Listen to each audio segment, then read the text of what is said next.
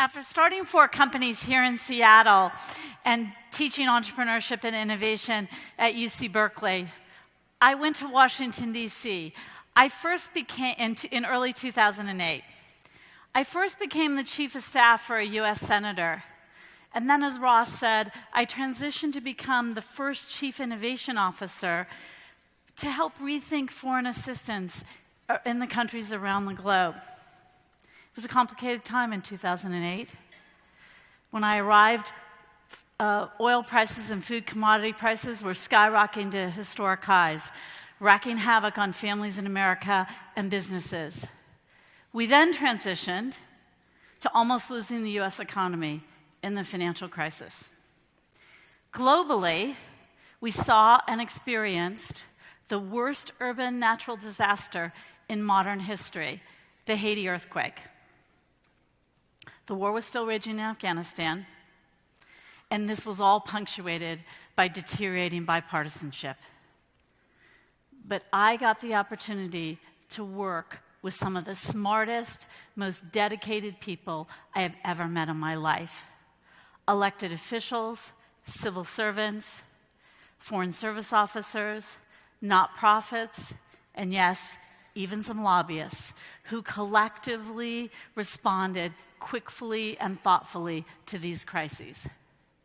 For example, when most Haitians had looked down and lost all their cash assets buried in the rubble, and a third of the nation's banking infrastructure had collapsed, we launched within 6 months, in cooperation with the private sector, an entirely new banking system. Only this time, it was based on the mobile phone.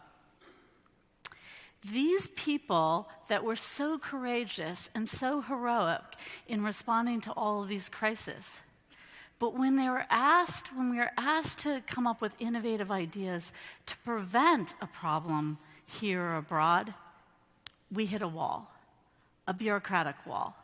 So you're all thinking, well, you're in D.C., what did you think? It's the slogging, entrenched bureaucracy.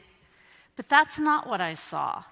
I saw people stuck in their own narrow-minded thinking and processes that rule Washington, D.C.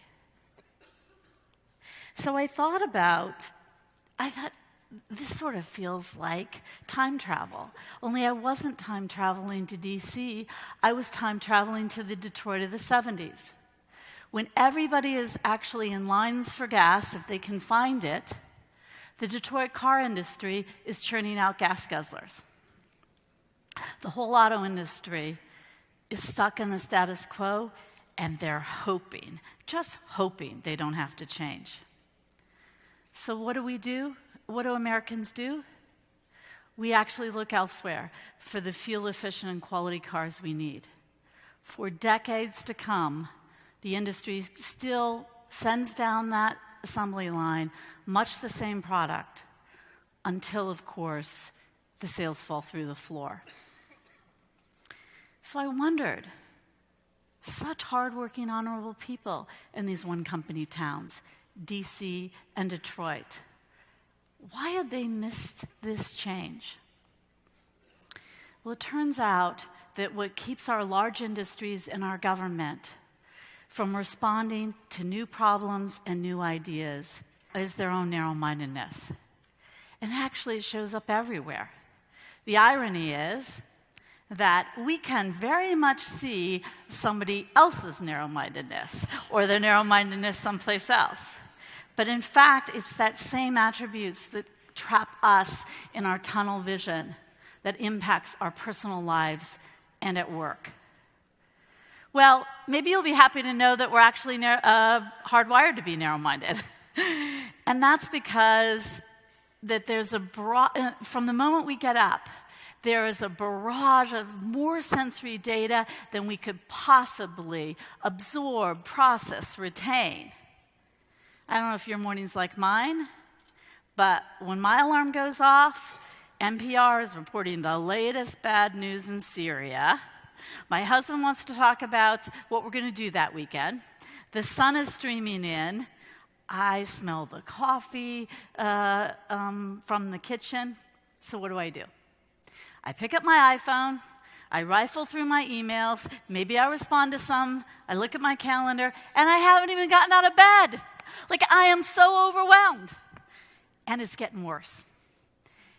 Every 2 days, the amount of data that was created by the entire world from the beginning of civilization to 2003 is now being recreated, or new data is being created every 2 days. Like, that is a mind-boggling amount of information. I was lost yesterday.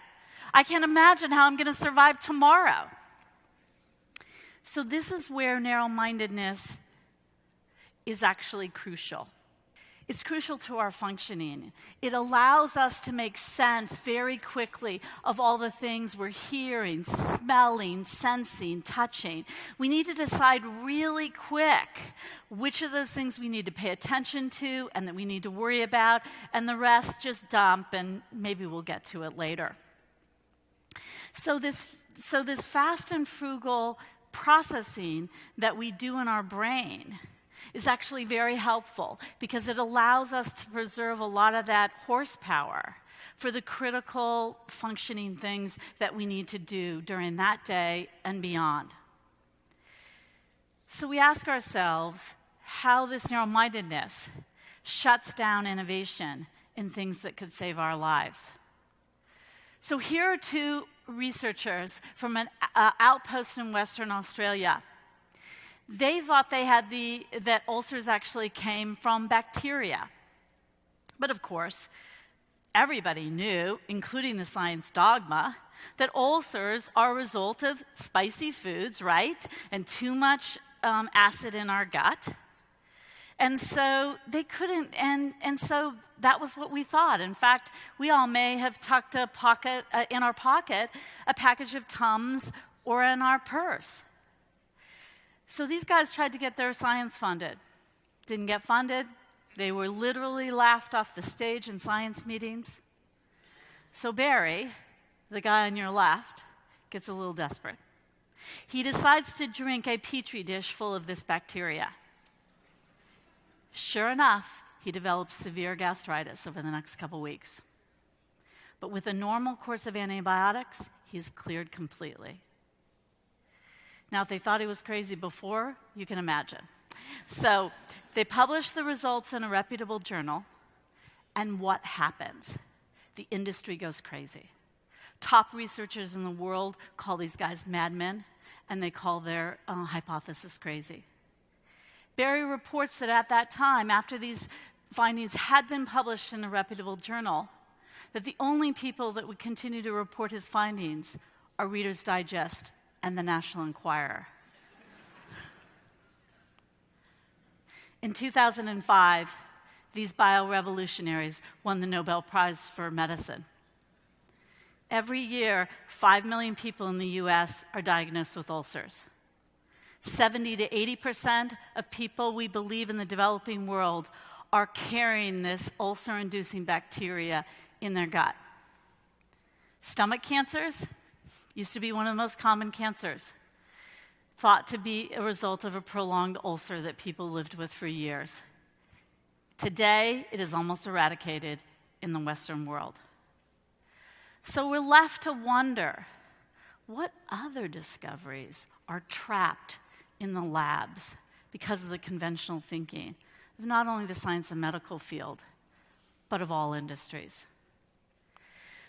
We see this narrow-mindedness show up in hiring and promotions all the time. So we've had this evidence for lots of years that more women in top management produce companies that are 18 to 69% more profitable. When you put 3 or more women on a corporate board, that company, compared to its peers, outperform on every single measure at least 40%. And last month, a venture capitalist looked at the 300 companies in his portfolio. They did some analysis, and they discovered when at least one woman is on the founding team, the company performs 63% better. So I wonder if you're thinking like I am, like, where are all the girls in the C-suite and the board?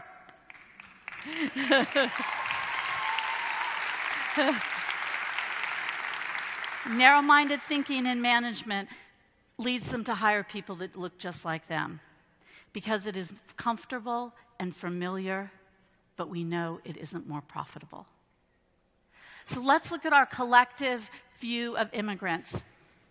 25% of all new entrepreneurs in the United States are new to this country. And yet, what's the prevailing opinion?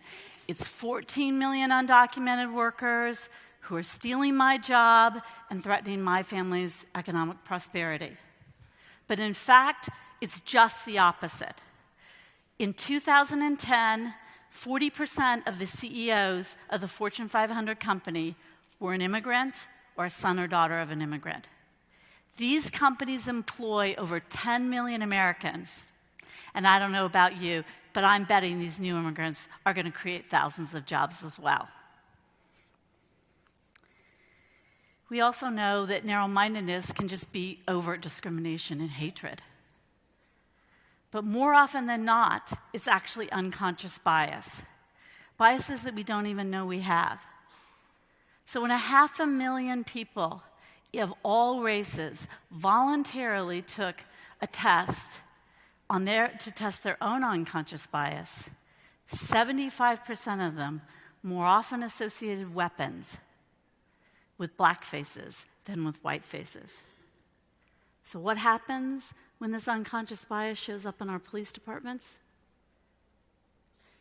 We see this happening again and again and again. Unconscious connections can actually cause tragedy. But I believe that the narrow-mindedness that we see in government, in business, and in our social issues is actually rooted in our own narrow-mindedness. Every day, we slipstream like a cyclist into a familiar route.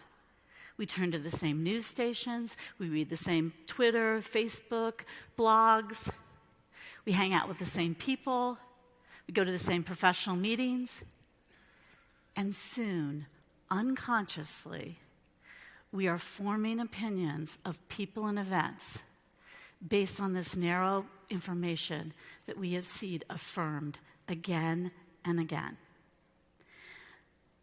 So what happens? We actually don't begin to see the space in between, the space where new ideas emerge. So join me in figuring out how we're going to crush this. The first thing we have to do is admit that we're narrow-minded. Like a hard thing to do, but we got to get there. And then what the researchers and practitioners tell us is that there's 3 things we have to do. The first is be outrageously curious. Read a book on a subject you know nothing about. Learn to code even if you hated math all your life. Go dancing. Go to the theater. Ask your boss for a rotation to a department you never knew, that you know nothing about. 2, question the status quo. Old ideas are just that.